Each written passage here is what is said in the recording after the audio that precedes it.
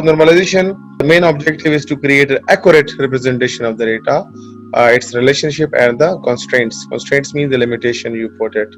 Okay, so for accuracy of the data, we need normalization. So usually the main concept in normalization is to divide the table. This is one of the solution for it.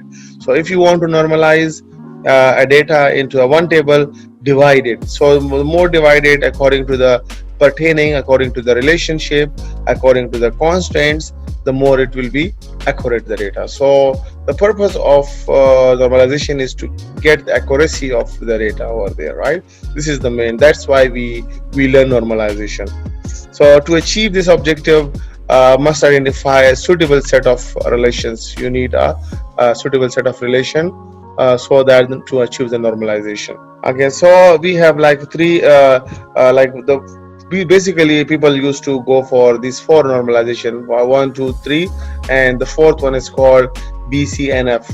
BCNF means bi-score normal form. Bi-score is the name of the scientist who invented this normalization.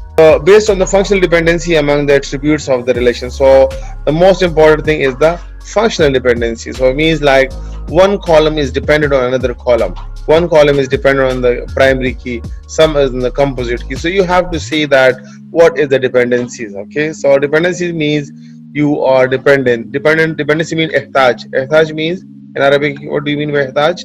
Sometimes you see ihtaj, yeah, see, means like they are dependent on each other, right? Functional dependent. So a relation can be normalized to a specific form to prevent possible occurrences of update anomalies.